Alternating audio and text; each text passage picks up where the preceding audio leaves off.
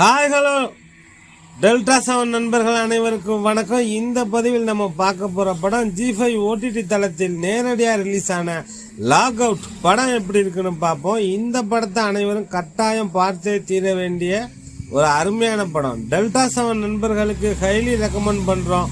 அவசியம் குடும்பத்தோட இந்த படம் பாருங்க. இந்த படத்தோட கதை என்னன்னு லைட்டாக சொல்கிறேன். படத்தோட தொடக்கத்தில் ஒருத்தன் முதுகுல துப்பாக்கியை மறைச்சி வச்சுக்கிட்டு மாடிப்படி ஏறி வரான். ஃபோன் மூலமா ஒருத்தன் அவனை டைரக்ட் பண்றான். கரெக்டா 12வது ஃப்ளோர், இத்தனையாவது ஃபிளாட்.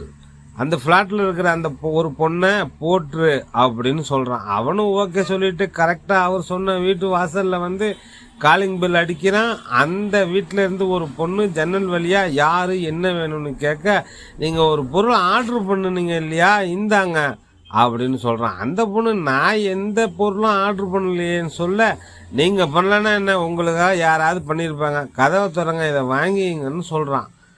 அந்த பொண்ணு கதவை திறக்கும் போது 2 வயசு ஒரு 1.5 வயசு குழந்தை ஒன்று ஓடி வருது. அதை பார்த்தது இவனுக்கு டவுட்டு, அடடா தப்பான வீட்டுக்கு வந்துட்டோமோ அப்படின்னு ஒரு செகண்டில் சுதாரித்து துப்பாக்கியை முதுகுல மறைச்சி வச்சுக்கிட்டு, சாரி மேடம், நான் தான் தப்பான நம்பருக்கு வந்துட்டேன், நீங்கள் டோரை லாக் பண்ணிங்கன்னு சொல்லிட்டு ஃபோனில் லைனில் இருக்கார் இல்லையா அவர்கிட்ட, நீ சொன்ன பொண்ணு இந்த ஃப்ளோர்லே இல்லை அப்படின்னு சொல்கிறான். அடுத்த மாடிக்கு போய் பாருன்னு சொல்கிறான். அவன் 13வது மாடி மொட்டை மாடி தான், வெறும் டெரஸ். 13வது மாடிக்கு போகிறான். அங்கேருந்து கீழே குதிச்சு செத்து போகிறான்.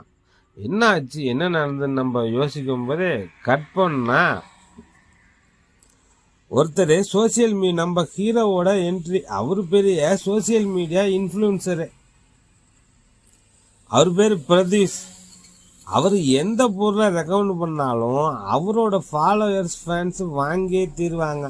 இவர் போடுற சட்டை பேண்ட் வாட்ச் வரைக்கும் நானும் என் தலைவன் மாதிரியே போடுவேன்னு ஒரு கூட்டம் இவர் மேலே பைத்தியம் முடிச்சு தெரியுது.